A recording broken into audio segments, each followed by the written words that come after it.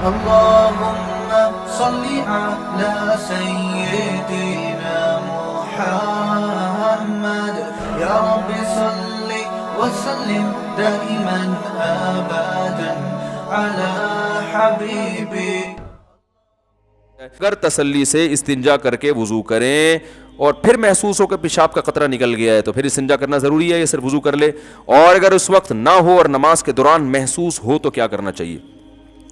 دیکھو یہ مسئلہ بہت اہم ہے، لوگ بہت پوچھتے ہیں، پہلے بھی ریکارڈ کرا چکا ہوں. جب پیشاب کرتے ہیں تو ایک دفعہ تسلی کر لیں کہ قطرہ آنا بند ہو گیا کہ نہیں ہو گیا، فوراً اٹھ کے نہ آئے، کیونکہ جب پیشاب کرتا ہے نا انسان تھوڑا سا کچھ نہ کچھ قطرات تری کچھ نہ کچھ آتی رہتی ہے، تو آپ تسلی سے بیٹھے رہیں. صحیح ہے نا؟ اب یہ نہیں کہ بیٹھے ہی، وہمی آدمی تو قیامت تک بیٹھا رہے گا، تو یہ وہمی ہوگی نہیں، نارمل آدمی کی بات کر رہا ہوں میں. تو تھوڑی دیر ہر انسان کو کچھ نہ کچھ تراوٹ آتی رہتی. تو جب تسلی ہو گئی کہ بھئی اب قطرہ آنا بند ہو گیا ہے، پانی ڈالیں اور پتلی گلی سے نکل لیں. نکلنے کے بعد اب محسوس پہ توجہ، کیونکہ آپ جتنا محسوس کریں گے اتنا زیادہ محسوس ہوگا، قیامت تک ہوتا رہے گا. مر جائیں گے جب آپ کو غسل دیا جا رہا ہوگا، آپ اٹھ کے سامنے والے کو تھپڑ ماریں گے، بولیں گے مجھے ابھی بھی محسوس ہو رہا ہے، تو نے مجھے ابھی غسل کیوں دیا، پہلے استنجا تو کرا دیتا صحیح طریقے سے. حقیقت بتا رہا ہوں میں آپ. یہ وہمیوں کے فون سن سن کے پاگل ہو جاتا ہے انسان. تو ایک دفعہ تسلی ہو گئی، اب آپ آرام سے باہر آئیں، وضو کریں، نماز پڑھیں، اس کی طرف توجہ دے ہی نہیں کہ قطرہ نکل رہا ہے کہ نہیں نکل رہا. ہاں صرف محسوس نہیں، یقین ہو گیا کہ قطرہ نکل گیا ہے. اتنا یقین ہو گیا کہ آپ قسم اٹھا کے کہہ سکیں اللہ کی قسم پیشاب کا قطرہ اب نکل چکا ہے، تو آپ کا وضو ٹوٹے گا. بات آ رہی ہے سمجھ میں؟ لیکن وہمی کی سمجھ میں ابھی بھی نہیں آ رہی، کیونکہ وہمی کہے گا کہ وہمی لوگ پتہ کیا کہتے ہیں، پتہ نہیں یار میں قسم اٹھا سکتا ہوں کہ نہیں اٹھا سکتا، مجھے جو یقین قطرہ تو نکلا ہے، یہ تو محسوس ہوا ہے. اب اتنا کہ مفتی صاحب نے کہا تھا قسم اٹھا سکتا ہوں، پتہ نہیں قسم اٹھا سکتا ہوں کہ نہیں اٹھا سکتا، یہ وہم ہو رہا ہے مجھے. تو جب وہم ہو رہا ہے اس کی علامت ہے آپ نہیں اٹھا سکتے قسم، آپ کو یقین نہیں ہے. دیکھو ابھی رات ہو رہی ہے، قسم اٹھا سکتے ہیں نا؟ کوئی بھی وہمی ہوگا قسم اٹھا کے بولے گا بھائی رات ہو رہی ہے. اب وہ بھی اس پہ بھی قسم نہ اٹھا سکے، پھر وہ اس کو تو پھر فوراً کسی نفسیاتی ہاسپٹل میں ایڈمٹ کرائے نا. تو جو آپ کو وہم ہو رہا ہے پتہ نہیں قسم اٹھا سکتا ہوں، تو اس کی علامت ہے کہ آپ کو یقین نہیں ہے، تبھی تو آپ کنفیوز ہیں کہ اٹھا سکتا ہوں کہ نہیں اٹھا. جو 100% جس چیز کا یقین ہوتا ہے فوراً انسان قسم اٹھا لیتا ہے. تو اگر کنفیوز ہے کہ پتہ نہیں اٹھا سکتا ہوں کہ نہیں اٹھا سکتا، تو اس کا مطلب ہے آپ قسم نہیں اٹھا سکتے، حدیث کے مطابق آپ کا وضو باقی ہے. اب آپ جا کے بلا وجہ شلواریں چیک کر کے اپنا ٹائم ضائع کرتے رہو اور وسوسے میں آتے رہو، تو وہی بات ہے کہ یہ آپ کی اپنی ٹینشن ہے، یہ ٹینشن شریعت نے آپ کو نہیں دی ہے. شریعت کا حکم یہ ہے کہ ایک دفعہ جب یقین ہو گیا کہ قطرے آنا بند ہو گئے ہیں، تو اب جب تک 100% یقین نہیں ہوگا قطرے نکلنے کا، اس وقت تک آپ کا وضو برقرار رہے گا. اب وہمی ایک اور مسئلے کا شکار ہوتا ہے. وہمی کہتا ہے ٹھیک ہے مجھے یقین نہیں ہے کہ قطرہ نکلا ہے، لیکن پاسبل تو ہے کہ نکل گیا ہوں. سمجھ رہے ہیں؟ یہ وہمیوں کو ہوتا ہے. اگر بالفرض نکل گیا ہوا تو وضو تو ٹوٹ گیا، پھر نماز تو نہیں ہوئی. اس کا جواب یہ ہے کہ بھائی جب شریعت نے کہہ دیا کہ جب تک 100% یقین نہیں ہے تو وضو باقی ہے، تو اس کا مطلب ہے کہ بالفرض اگر نکل بھی گیا ہو تو بھی وضو باقی ہے. سمجھ میں آ رہی ہے بات؟ کیونکہ جب ایک دفعہ پیشاب کر لیا اور آپ کو اب یقین ہو گیا کہ اب قطرات نہیں آ رہے، آپ استنجا کر کے باہر آ گئے، اب شریعت یہ کہتی ہے کہ اب وضو قطرہ نکلنے سے یا نہ نکلنے سے نہیں ٹوٹے گا. اب جب تک نکلنے کا یقین نہیں ہوگا نہیں ٹوٹے گا، جب نکلنے کا یقین ہوگا تو ٹوٹے گا.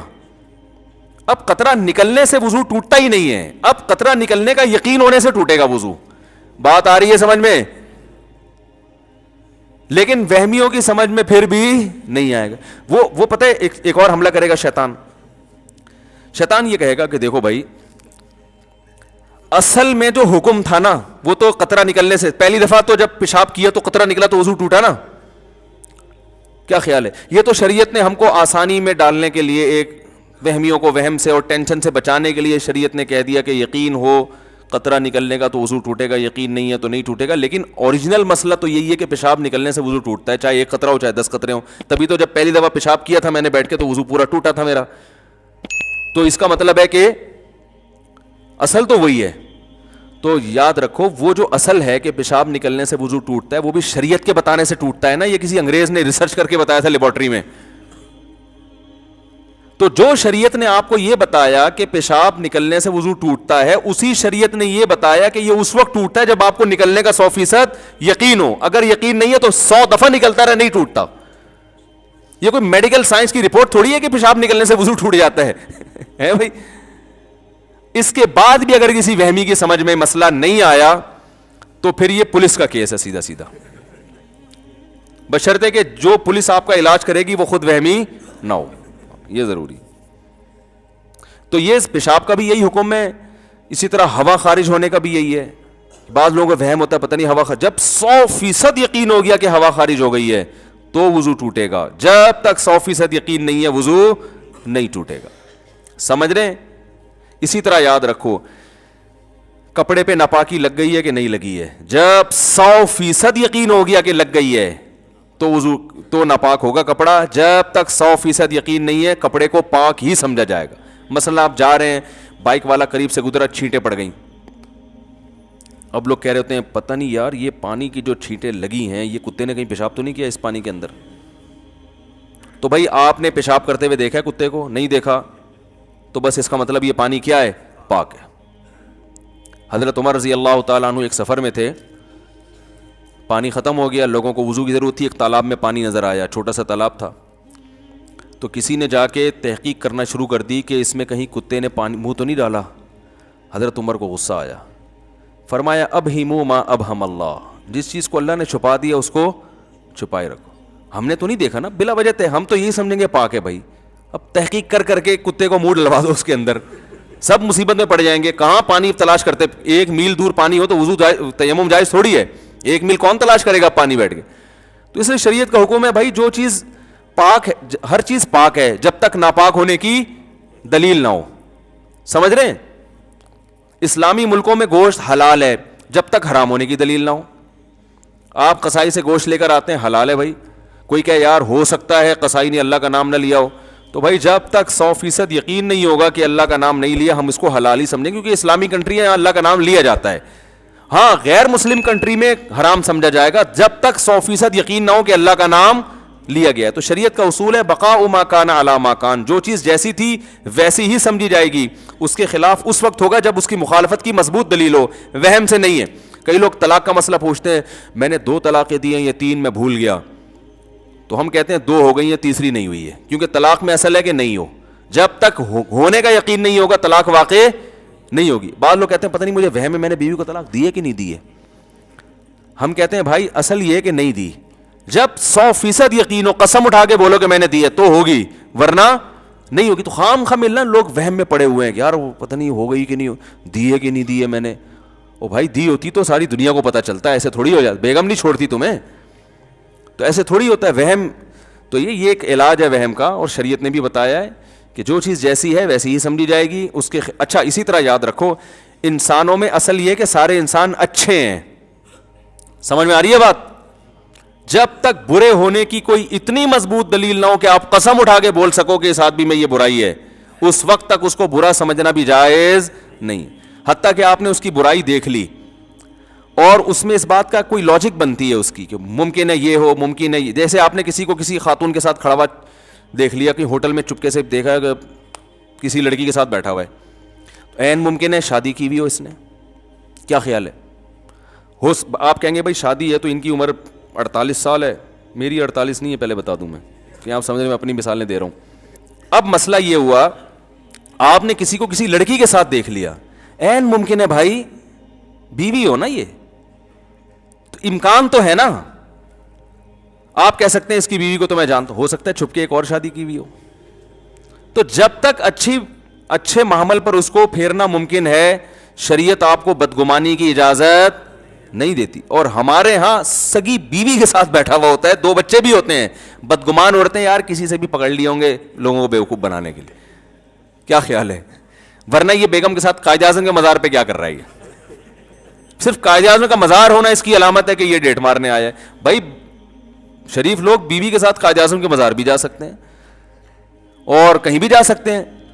تو اس لیے شریعت کا حکم یہ ہے کہ جب تک اچھا گمان کسی بھی درجے میں رکھنا پاسبل ہو, آپ کو برا گمان رکھنے کی اجازت نہیں ہے. جب اللہ کا حکم ہے تو فالو کرو نا بھائی اس کو, اور اس سے کتنا ہنسی خوشی زندگی گزرے گی. سب اچھے ہیں, دیکھو اس سے ذہن کو سکون ملتا ہے کہ سب اچھے ہیں, اس سے ملتا ہے سارے برے ہیں, سارے چور ہیں. محلے میں ایک چور آ جائے نا ٹینشن دینے کے لیے کافی ہے. جب آپ نے یہ گمان رکھ لی یہ بھی چور ہے, یہ بھی فراڈی, یہ بھی 2 نمبر, یہ بھی ایسا, یہ بھی فلانا, یہ بھی, تو آپ تو سارا دن ٹینشن میں ہی رہو گے. تو کتنا اچھا ہے, یہ بھی بہت اچھا, یہ بھی بہت اچھا, یہ بھی بہت اچھا, یہ تو ہے ہی بہت اچھا, یہ جو بیٹھا ہوا ہے نا صحیح ہے نا, تو سارے اچھے ہیں تو خوش رہتا ہے انسان. ہاں معاملات کرتے ہوئے چھان پھٹک کے, پیسے دیتے ہوئے آدمی اس کا لیبارٹری ٹیسٹ کروا لے کہ یار پیسے لے کے بھاگنا, اس میں معاملات میں شریعت نے حکم دیا کہ بہت چھان پھٹک کے معاملات کرو. تو اس لیے اچھا گمان رکھنا چاہیے. اور اچھا گمان میں یہ بھی ہے کہ وضو نہیں ٹوٹا یہ بدگمانی ہے کہ ابھی وضو کیا نہیں اور ٹوٹ گیا 2 منٹ میں. تو اچھا گمان اپنے بارے میں بھی کہ بھائی میں بڑا خاندانی وضو کرتا ہوں, اتنے آرام سے نہیں ٹوٹتا. بی بی تمیزہ کا وضو ہے, جس کو قاری صاحب نا بی بی تمیزہ کو وضو کرا کے گئے, اس کو وضو کرنا نہیں آتا تھا, نماز نہیں پڑھتی تھی. قاری صاحب نے پوچھا کیوں نہیں پڑھتی, کہنے وضو نہیں آتا. انہوں نے کہا چلو وضو میں کراتا ہوں, وضو کرایا, نماز پڑھائی. اس کے بعد وہ سفر پہ چلے گئے, 10 سال کے بعد آئے, بی بی تمیزہ سے کہا نماز پڑھ رہی, کہہ رہے 10 سال سے پابندی سے پڑھ رہی ہوں ماشاء اللہ. انہوں نے کہا وضو, کہہ رہے وہ تو آپ نے کرا دیا تھا. تو جیسے بی بی تمیزہ کا خاندانی وضو ہے, 5 بچے پیدا ہونے سے بھی وضو نہیں ٹوٹا. تو آپ اپنے بارے میں فہمیوں کو کہہ رہا ہوں, فرض کر لو کہ جب میں وضو کروں گا کسی کا باپ بھی اس وضو کو نہیں توڑ سکتا. میں یہ علاج بتا رہا ہوں, اللہ کی قسم یہ چیزیں سوچنے سے فائدہ ہوتا ہے.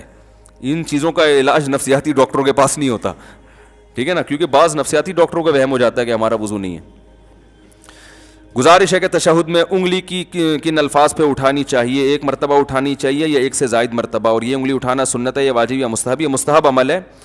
کلمہ توحید پر انگلی اٹھانے کا حدیث میں تذکرہ ہے, اشہد ان لا الہ الا اللہ. وہ ہمارے جو مشہور انجینئر صاحب ہیں, انہوں نے دعویٰ کیا کہ کسی حدیث میں نہیں ہے کہ لا الہ پہ انگلی اٹھائی جائے, الا اللہ پہ گرائی جائے.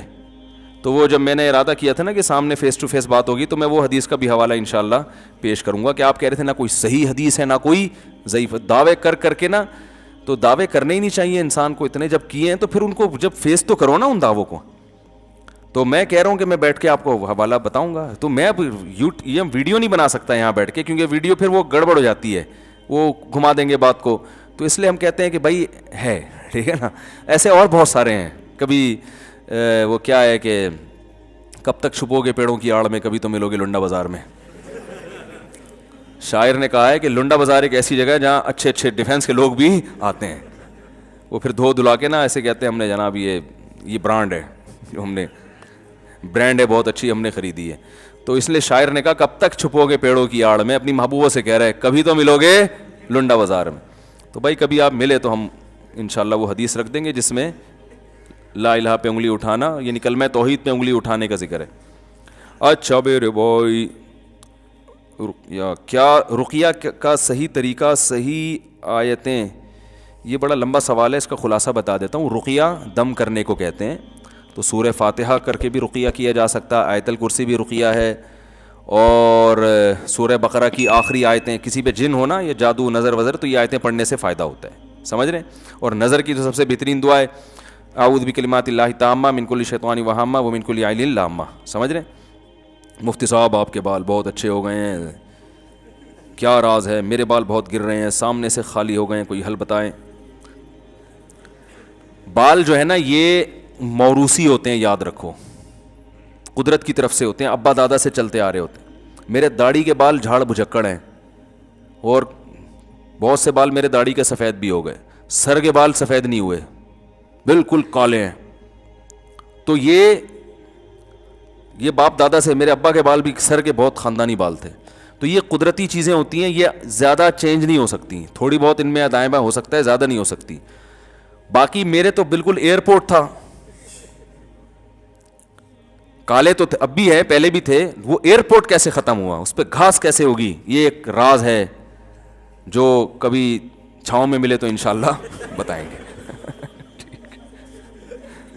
کبھی چھاؤں میں ملے تو انشاءاللہ بتائیں گے. اس میں بہت قربانیاں دی گئی ہیں اس کے لیے, ہل چلے ہیں, ٹریکٹر, کھاد ڈلی ہے اس میں, اور بڑی فصلیں اگائی گئی ہیں اس میں باقاعدہ, اور پودے لگے ہیں, سمجھ رہے ہیں نا, پھر اس کے چھڑکاؤ ہوا ہے, بہت اس میں محنت ہوئی ہے بھائی, تب جا کے یہ لہلہاتی فصلیں. اور یہ ہر ایک کے کامیاب بھی نہیں ہے. یہ ٹریکٹر جو چلتا ہے نا, اس کے لیے پہلے سے کچھ تھوڑا سا یعنی صلاحیت بھی ہونی چاہیے بال اگنے کی. بہت سے لوگوں نے کوشش کی ہے لیکن سوائے ذلت کے کچھ بھی حاصل حقیقت نہیں ہوا. میرا سوال یہ ہے کہ میں ایک لڑکی کو پسند کرتا ہوں اور الحمدللہ برسر گزار بھی ہوں, لیکن اس لڑکی گھر والوں سے کوئی تعلق نہیں ہے, کبھی وہ لوگ ملے, آپ اصلاح فرمائیں, کوئی صورت ہو جائے کہ بھائی پسند کرتے ہیں, گھر والے راضی نہیں ہیں, شادی کرنا چاہ رہے ہیں, یہ پرچہ آپ لڑکی کے ابا کو دے دیں, سمجھ رہے ہیں, یا اس کے گھر والوں کو دے دیں کہ میں پسند کرتا ہوں, آپ لوگ راضی نہیں ہو رہے, سمجھائیں, انشاءاللہ مان جائیں.